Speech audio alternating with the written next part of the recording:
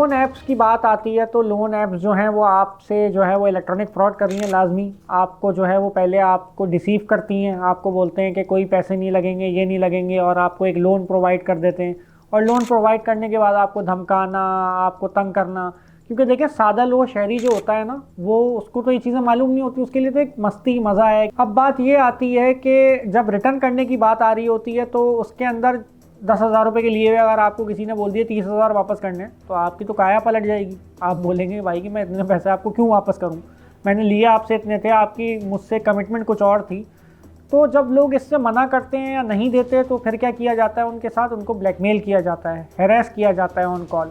जिसके ऊपर रिसेंटली पंजाब में एक वाकया पेश आया कि एक शहरी ने खुदकुशी कर ली। तो इसके लिए अगर आप कहीं से कोई ऐप लें, कुछ लें, कोई सामान लें, किसी से कोई पैसे उधार लें, कोई चीज़ लें ऐप के ज़रिए, तो आप सबसे पहले, अगर आपको कोई तंग करता है